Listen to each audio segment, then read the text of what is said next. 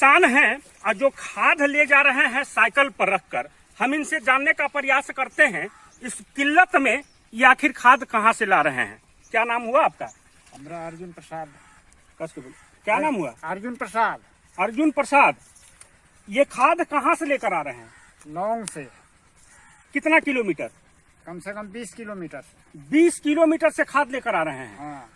साफ तौर पे ये मैं बताना चाहूंगा कि 20 किलोमीटर दूर से ये खाद लेकर आ रहे हैं। आप खुद सोच सकते हैं कि खाद की कितनी किल्लत है।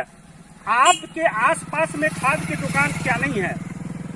लेकिन कहीं अम्मा पूछ लिए, कोई नहीं बताया, कहीं खादे नहीं है।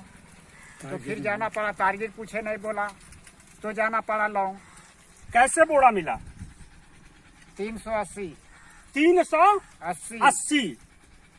मैं यहाँ पर आपको बता दूं कि सरकार का रेट है 265 और इसके लिए बार बार सरकार के द्वारा बोला जा रहा है और बार बार जो नवादा जिला के उच्च पदाधिकारी हैं वह छापे भी मारने का काम कर रहे हैं, लेकिन फिर भी ब्लैक हो रहा है।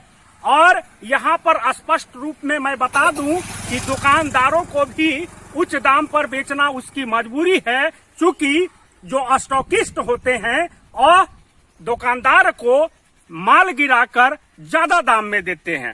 खैर, ये 20 किलोमीटर दूर जाकर ही सही, लेकिन खाद लाने में सफलता पा लिए और वही खुश भी है ना।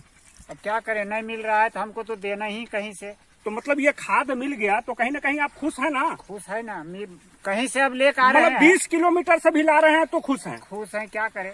क्योंकि धान जब पूंजी पूरा लगा दिए हैं तो अब तो एकरे का चलते पूंजी नहीं मार नहीं देंगे धान, है ना। हाँ, तो क्या करें। वो खुश हैं। खुश हैं। हाँ। किसान हैं, खुश हैं, मजबूरी भी झेल रहे हैं, लेकिन फिर भी खुश हैं। एसी रूम में बैठकर बड़े बड़े जो नेता हैं, मैं उनको कहना चाहूंगा कि आप जो वहां पे नेतागिरी करते हैं, आकर ऐसे ऐसे किसानों से रूबरू होकर और इनके समस्या को जानकर और इनके समस्या को कहीं न कहीं समाधान ढूंढने का प्रयास आप नहीं करेंगे। यह सिर्फ और सिर्फ भाषणों में आप भले ही बोलेंगे, लेकिन इनकी जो समाधान है उसे ढूंढने का प्रयास किसी भी नेता, पक्ष या विपक्ष, मैं किसी का नाम नहीं लेना चाहूंगा, लेकिन कोई भी नेता सिर्फ और सिर्फ किसानों को मोहरा बनाकर अपने राजनीति को आगे बढ़ाते हैं और फिर किसानों को भूल जाते हैं। एक किसान और है यहाँ पे, आप भी वहीं से खाद लेकर आ रहे हैं? हाँ। कहाँ से? लौंड बाजार से। लौंड बाजार से। हाँ। कैसे बोरा लाए? वही 380। 380।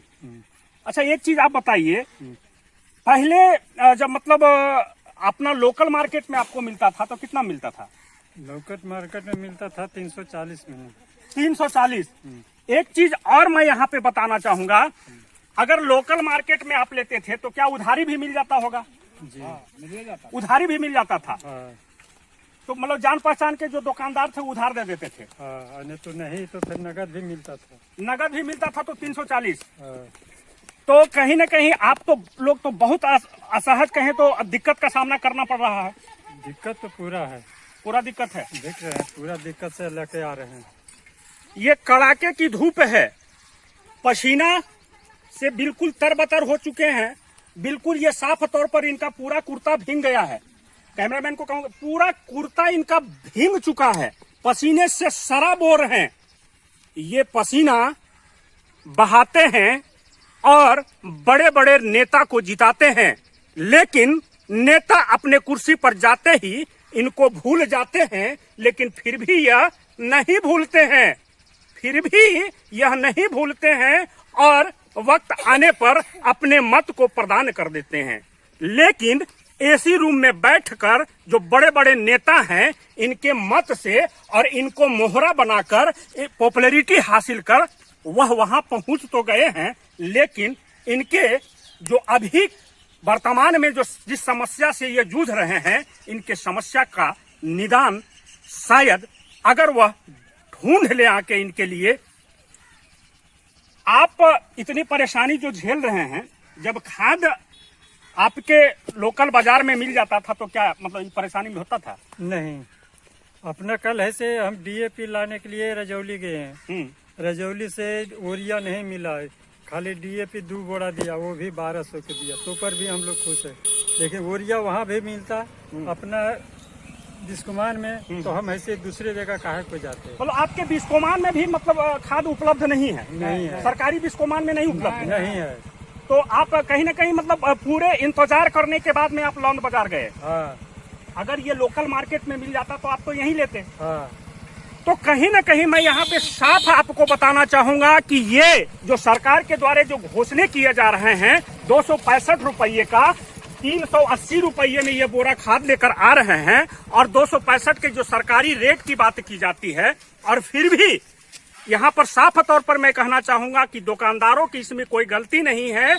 बड़े बड़े जो स्टॉकिस्ट होते हैं वह गलती कर बैठते हैं, जिसका खामियाजा दुकानदार भी भुगतते हैं और ऐसे ऐसे लाचार किसान भी भुगतते हैं।